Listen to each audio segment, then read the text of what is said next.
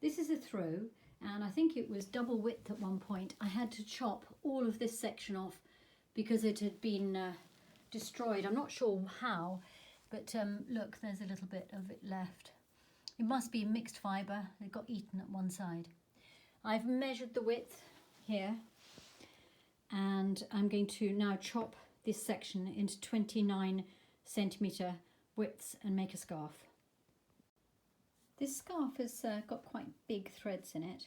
Yes, you see, I thought it was mixed fibre, and you can tell because that's not wool, but this next one, no, I don't know whether that is either really. It's definitely got wool in it, but it's got quite a lot of different types of yarns, as you can see, which is what gives it the texture.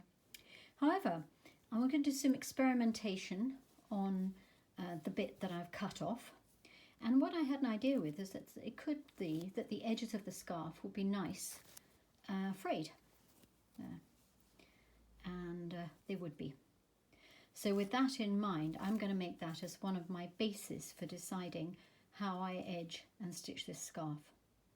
I have 3 pieces now, each with the frayed ends on them. So one piece, I'm going to chop the frayed end off, and that will become my centre section. So again, choosing a line, I shall just cut that lot off. Now, because this is mixed fibre, it will fray if I don't use the right stitches to sew it all back together again. Wool will often stick, the fibres bind on each other, so you don't have to stitch as carefully with wool. But with this lot, it will fray, so I'm going to think about how I stitch it together.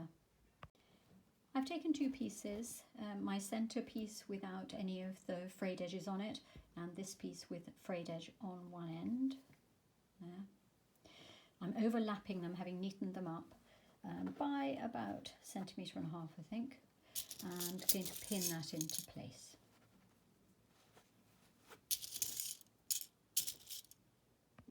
Firstly, I want to point out that these stripes don't match. Normally, if I was making something, I'd make real effort to get matching stripes, but here we're using up old cloth and I simply can't get it to work. Secondly, I've chosen to work with embroidery thread. Now, I had a really nice wool that matched this, but the more stitches I did, the weaker it became because it was a hand sewing wool. So I've elected to use embroidery thread as well. And I like this turquoisey colour here, so that's what we're going to do. It doesn't mean you'll see my stitches, and if you're doing this for yourself, you might choose to use a colour that's less obvious.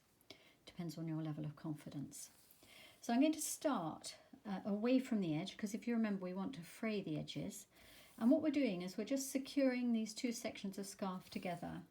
Now I'm going to do that with a blanket stitch, and I'm going to quickly secure my blanket stitch at the starting place.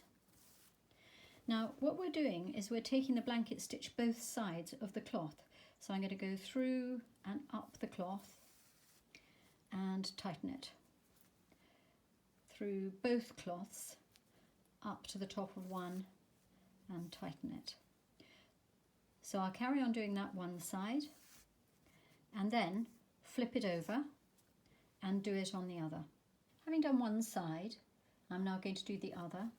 What's important is that you work the overlap in the opposite way. That makes the scarf balanced.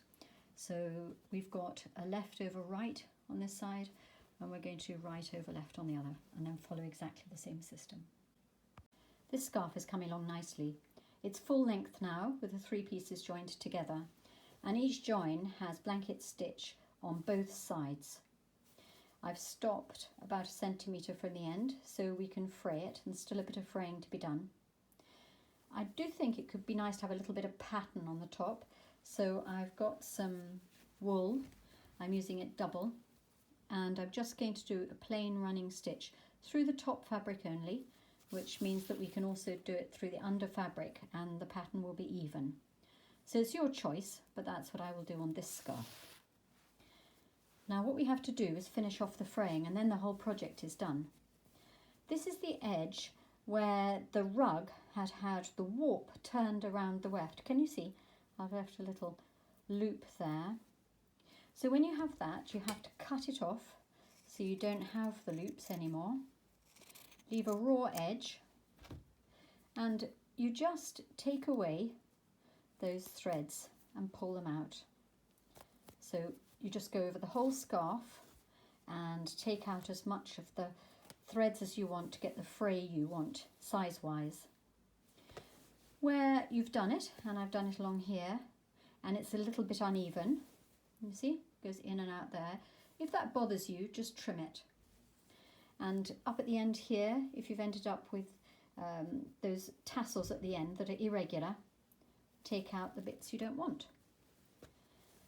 When you get to a join, if you find that it's not even, trim and take out some more threads. And that's what I'm going to do to finish it off.